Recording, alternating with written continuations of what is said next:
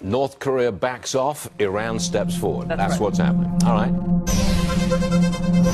An Iranian drone caught again shadowing a U.S. aircraft carrier in the Persian Gulf. Now, the drone came within 1,000 feet of F-18 fighter jets on the USS Nimitz. And they're small, of course, these drones, but they put the lives of American pilots at risk. This is the second provocation in a week. Last Tuesday, an Iranian drone came within 100 feet of an F-18 preparing to land on the Nimitz.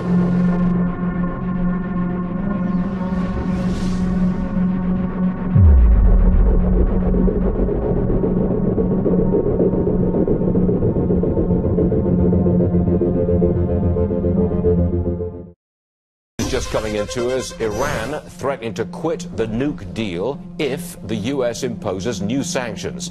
Liz, they say they will quit, quote, within hours? اگر مایل باشند به اون تجربه ها برگردن یقینا ایران در مدت زمانی کوتاه نه در مقیاس هفته و ماه بلکه در مقیاس ساعت و روز به شرایطی بسیار پیشرفته تر از زمان شروع مذاکرات باز خواهد گشت.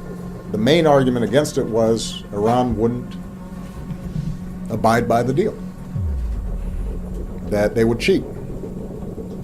We now have over a year of evidence that they have abided by the agreement.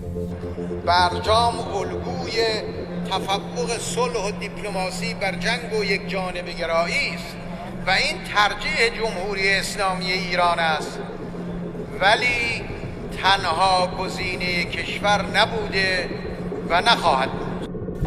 That's not just my opinion, it's not just people in my administration, that's the opinion of Israeli military and intelligence officers who are part of a government that vehemently opposed the deal.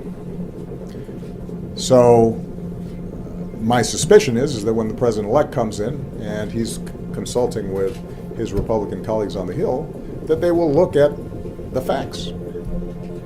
Because to unravel a deal that's working and preventing Iran from pursuing a nuclear weapon would be hard to explain. And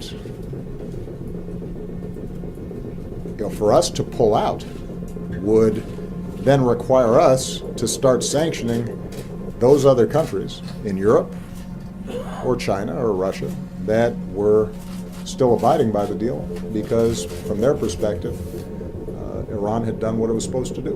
Now, we're tracking reports coming in that Iran just allocated more than $500 million to a new missile program there. And this is in response to those tough new Senate sanctions on Iran, Russia, North Korea. The Iranian individuals were targeted by these new sanctions, Iran not liking that. So it looks like Iran is ramping up the rhetoric, saying we will bring it to a more advanced, our nuclear program to a more advanced level than it was in 2015. Candidates, you may not have seen the late developing news today. Our Fox Pentagon team broke earlier this evening about a top Iranian general traveling to Moscow to meet with Russian President Vladimir Putin. His name is General Qasem Soleimani. He's blamed for hundreds of U.S. troops' deaths in Iraq and Afghanistan. His trip to Russia appears to directly violate UN Security Council resolutions to confine him to Iran. So, Mr. Trump, if you were president, how would you respond to this? I would be so different from what you have right now, like the polar opposite.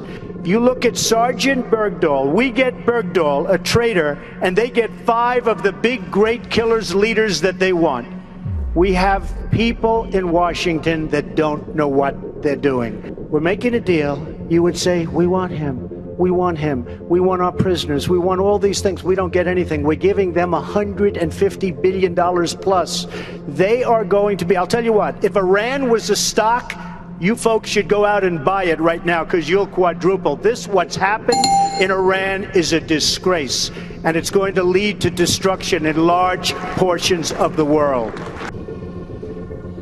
Iran's defense minister nominee Brigadier General Amir Hatami stresses that the ministry will continue to boost the country's ballistic and cruise missile power as well as air defense capabilities. As for upgrading the combat capabilities of the defense industries, of the defense ministry. In the next 4 years, we will make every effort to maintain the current capabilities and at the same time secure the operational objectives of the program. In this program, in this period, the defense missile power, especially the ballistic and cruise missiles, we will improve that, and we will improve our air defense capability. Two members of what President Bush once referred to as the axis of evil. U.S. intelligence officials saying that North Korea and Iran may be sharing dangerous military technology. At the center of all this, ballistic missiles, which both nations are banned from developing. Both countries, Iran and North Korea, view ballistic missiles as key to their survival, not only as a way to project force regionally, but to take on the United States itself, possibly be able to fire on the U.S. mainland. We certainly know North Korea wants to do that. Iran tried to test a cruise missile from a midget submarine in the Strait of Hormuz, raising serious eyebrows at the Pentagon because of exactly the design of this midget submarine, which is a carbon copy of the North Koreans' midget submarine. So it becomes more difficult, I think, to undo something that's working than undo something that isn't working. The submarine is of a North Korean design.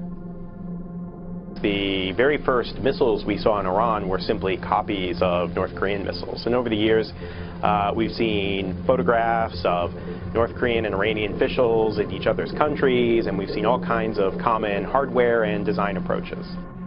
Well, now, neither country, Iran or North Korea, yet possesses long-range ICBM, Shannon, but defense experts have long warned that whatever North Korea develops, either from its nuclear program or from its missile program, Iran can have for the right price. What does the Pentagon propose to do?